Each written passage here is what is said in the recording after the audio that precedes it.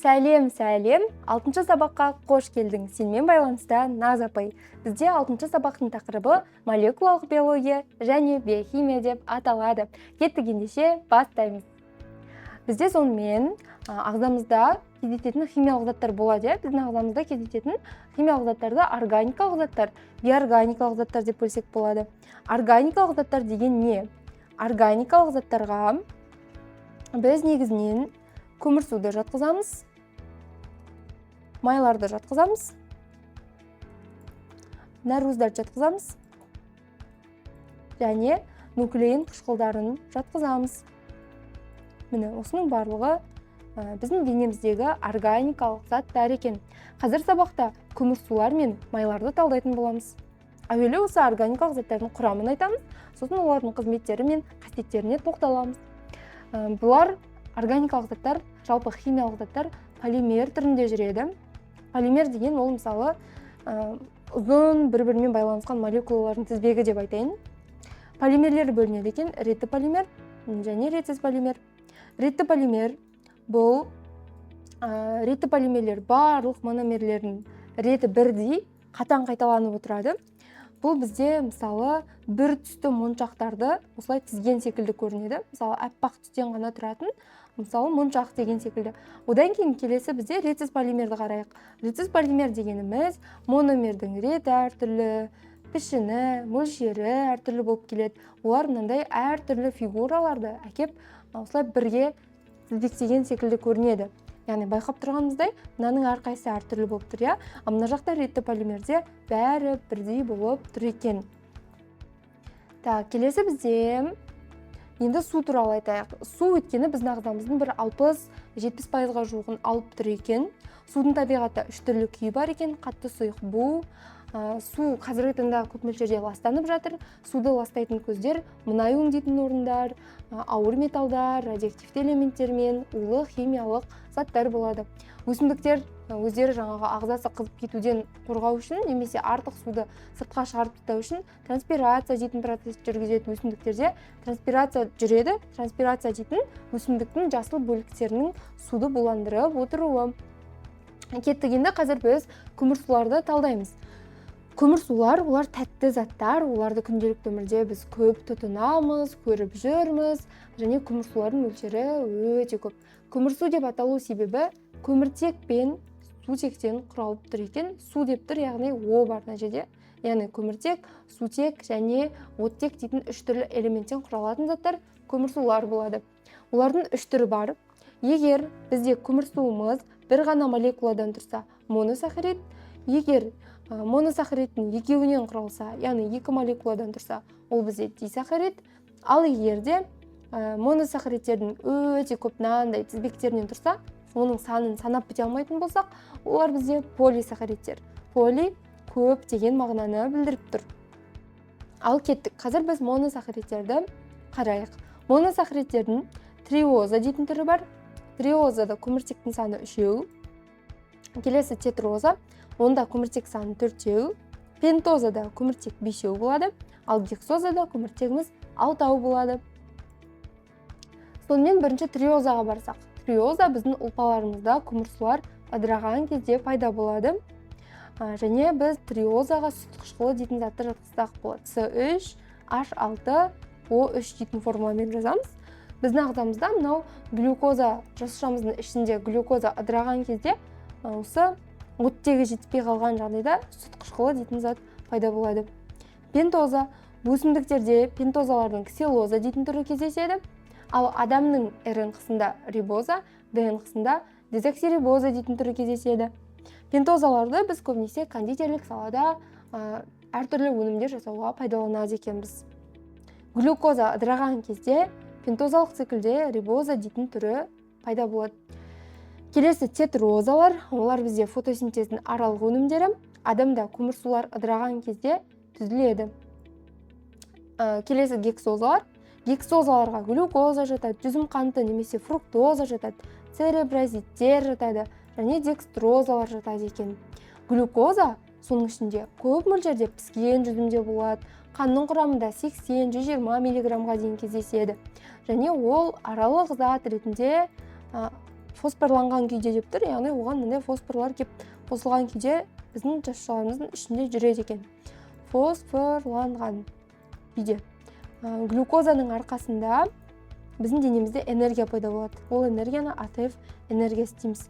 Егер глюкоза болмаса, біздің миымызға глюкоза жетіспейтін болса, ол кезде адам есінен танып қалуы да мүмкін, әбден мүмкін. Келесі галактоза, сүт қантының құрамында болады. Лактозаның және келесі фруктоза, ол да бізде сахарозаның құрамына кіреді, көбіне жемістерде кездеседі. Дисахаридтер дегеніміз 2 моносахаридтен құралады. Дисахаридтің 3 түрін берілген бізде кітапта. Сахароза, лактоза, мальтоза. Сахароза бұл бізде неден құралады? Глюкоза мен фруктозадан құралады. Екеуінен фруктозадан.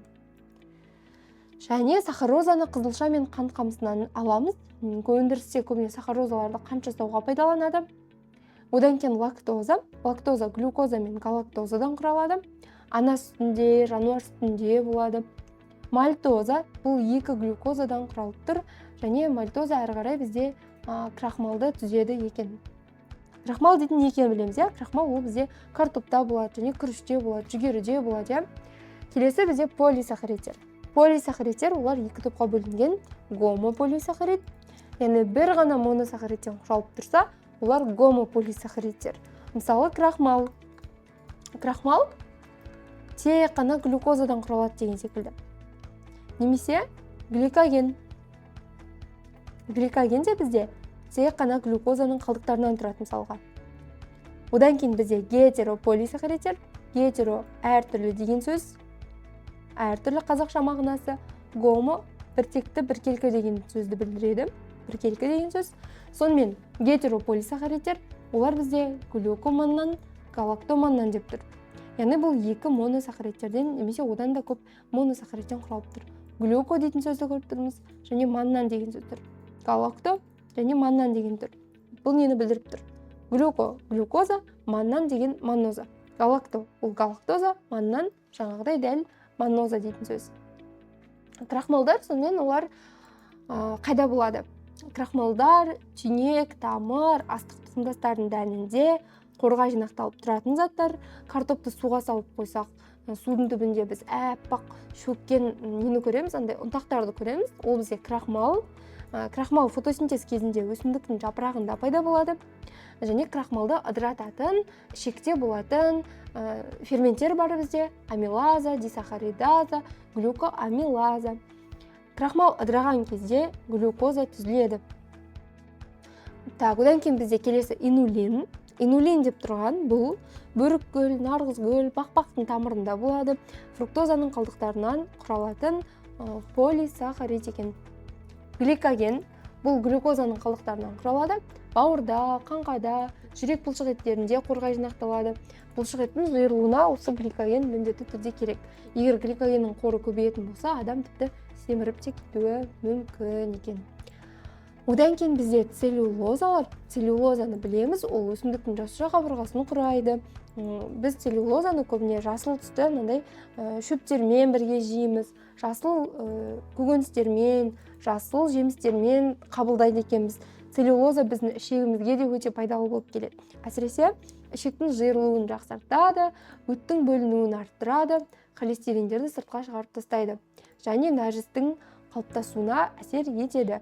Сол үшін де адам іші қатқан кезде көп мөлшерде осындай жасыл көкөністерді, жасыл шөптерді көп тұтынуы керек екен.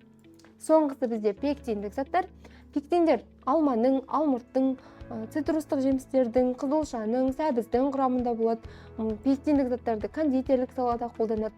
Пектиндік заттар негізінен галактозаның қалдықтарынан құралған.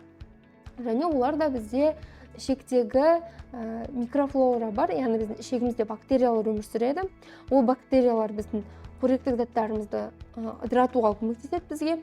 Целлюлоза деген сияқты мысалы. Сосын осы ішекте болатын микрофлораның шіріту әрекетін бәсеңдетеді пектиндер, және токсиндік заттарды сыртқа шығарып тастап отырады екен. Кеттік әрі қарай көмірсулардың қасиеттерімен, қызметтерімен таныс болайықшы. Моносахаридтер олар бізде суда жақсы ериді. бірақ спирттен нашар ериді. Ал эфир сияқты заттарда олар мүлдем ерімейді. Моносахаридтер олар түссіз және кристалл сияқты болып келеді. Үйдегі қанттан байқаймыз, иә? Моносахаридтің ішінде ең көп тарағаны осы глюкоза. Глюкозаның қанда мөлшері 0,12%, және ол гликогеннің көзі екен. Және бізде глюкоза оксидтермен, ауыр металл тұздарымен, гидроксидтермен өте оңай тотығып отырады. Глюкоза жетіспесе ацидоз, кетоз туындайды. Ал егер глюкоза адам ағзасында көп мөлшерде көбейе беретін болса, ол кезде глюкозаны біздің ағзамыз сіңіріп үлгермейді, диабет туындауы мүмкін. Келесі дисахаридтер. Бұлар 2 моносахаридтен құралған. Сахароза соның ішінде айтып өткеніміздей глюкоза, фруктозадан тұрады. Түссіз кристалды зат, және ол кіші өлшемге айнала алмайды, кішірейе алмайды, оны бөлшектерге бөле алмаймыз. Сахарозаны ыдырататын болсақ, оны қыздыратын болсақ, ол карамельге айналып кетеді.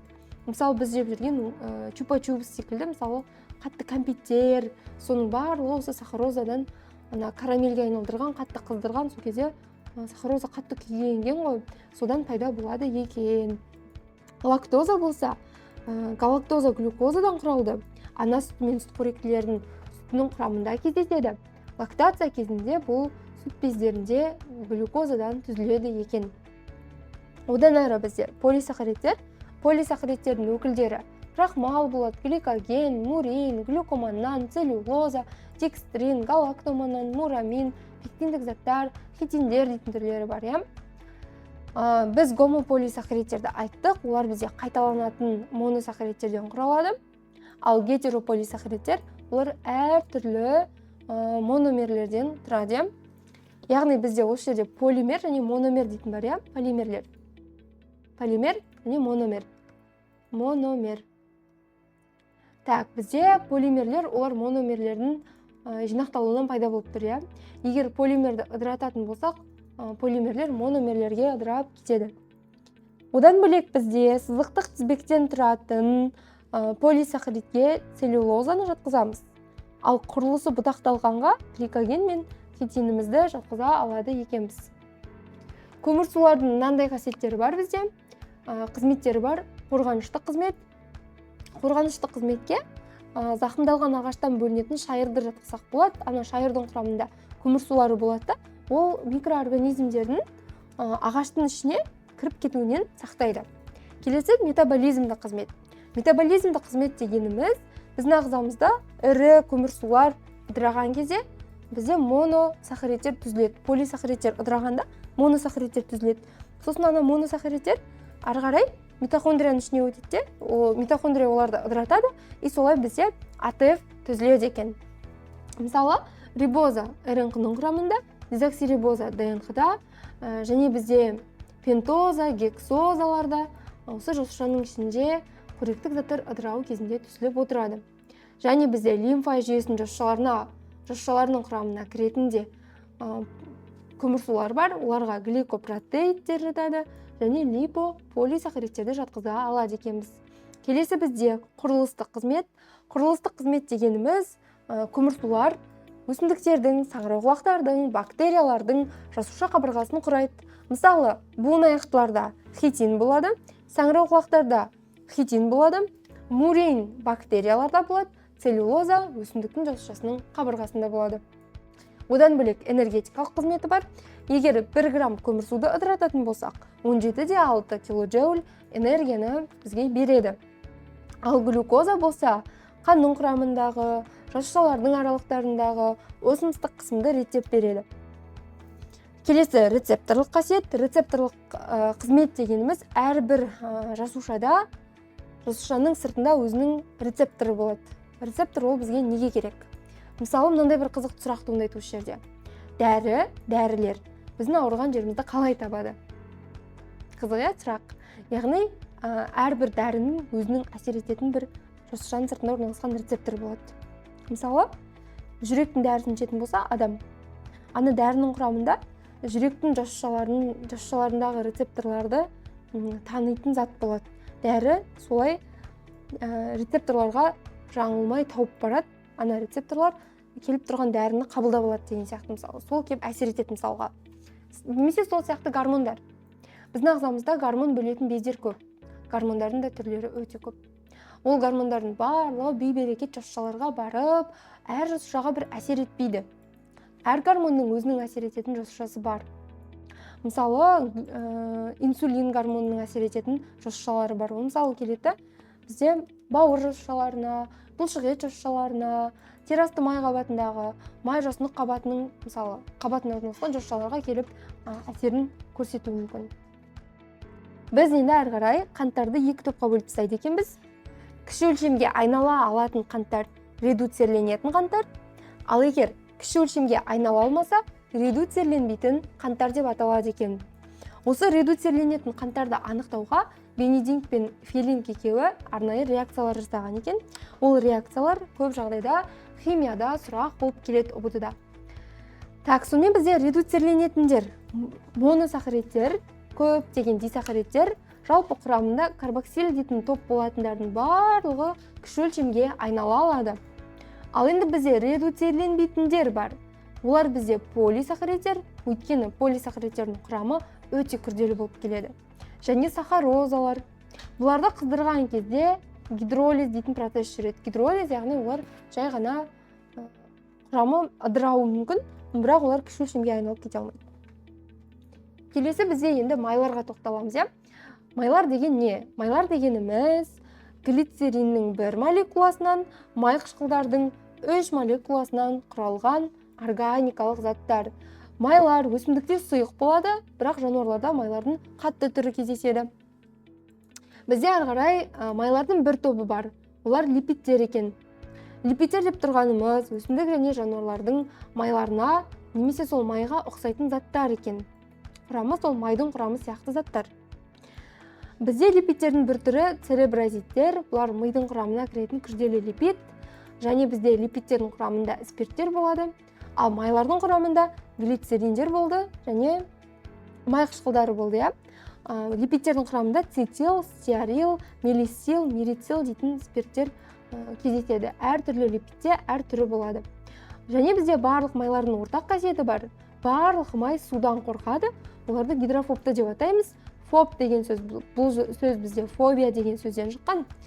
Гидро ол су дегенді білдіреді. Демек майлар судан қорқады. Майлы қосылыстардың негізінен 3 түрлі түрі бар екен: қаныққан майлар, қанықпаған майлар, транс майлар. Бізде осы жерде қаныққан майларға қатты майлар жатқызамыз. Қаныққан майлар жануарлардан алынады, ал қанықпаған майлар өсімдіктерден алынады. Транс майлар болса кондитерлік салада пайдаланылады. Оларды мысалы чипсы жасауға, бургер жасауға, печеньелер жасауға қолданады.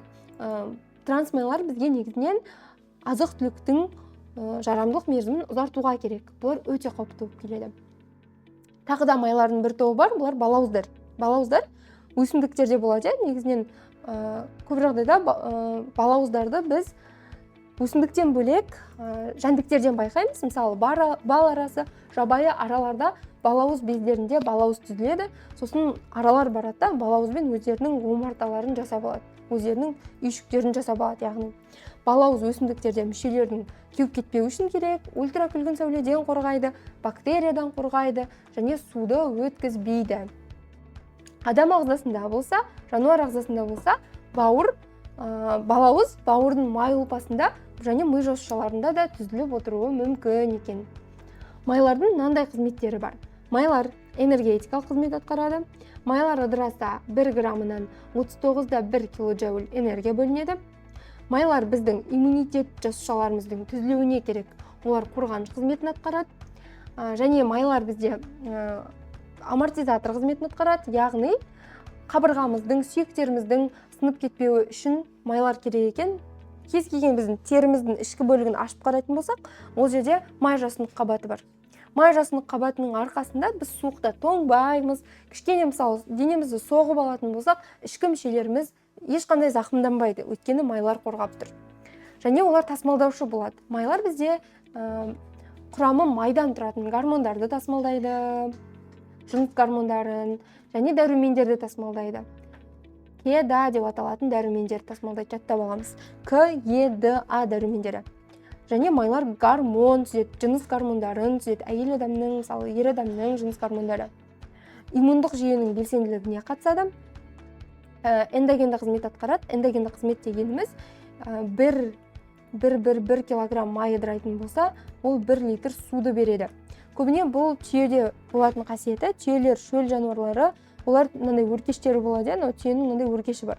Сосын осы өркешіне түйелер май жинақтайды, және шөлде су болмай қалған күннің өзінде өзінің денесіне жинақтап алған маймен қоректеніп жүре береді. Және майлар біздің денемізде қор ретінде жинақталып отырады. Сол үшін біз толып кетеміз мысалға. Майлар мен липидтердің қасиеттеріне тағы бір тоқталсақ, біріншіден олар энергияның қордағы көзі, суда ерімейді, жылуды нашар өткізеді. Екінші, кит, морж, итбалықта жылу оқшаулағыш болады. Жылуды оқшаулап тұрады, сол үшін бар қаншама градус минус суық болып жатса да, мысалы Арктика, Антарктидада өмір сүре береді, біз өмір сүре алмаймыз ондай температурада, өліп кетеміз мысалға. Және үшінші, аю үшін қысқы ұйқы кезінде су мен энергия көзі болады. Төртінші, май тотыққан кезде энергия мен су түзіледі. Бізде сонымен қатар май тәрізді заттарға липидтерден бөлек гормондар жатады, витаминдер жатады, фосфолипидтер жатады және балауыз жатады екен. Осы жерде фосфолипидтер деп тұрғанымыз, бұлар құрамында фосфор қышқылдары кездесетін жасушаның мембранасында болатын липидтің түрі екен. Ал миелин деп тұрғанымыз аксонда болатын, яғни нейронның ішінде аксоны бар ғой, ұзын өсінді. Сол аксонда болатын импульсті оқшаулағыш, электр оқшаулағыш майдың түрі екен. Бұл импульстің келесі ұлпаға таралуына жол бермейді екен. Осымен бізде көмірсулар мен липидтерге арналған сабағымыз өзінің мәресіне жетті. Келесі сабақта кездескенше мен сені асыға күтем.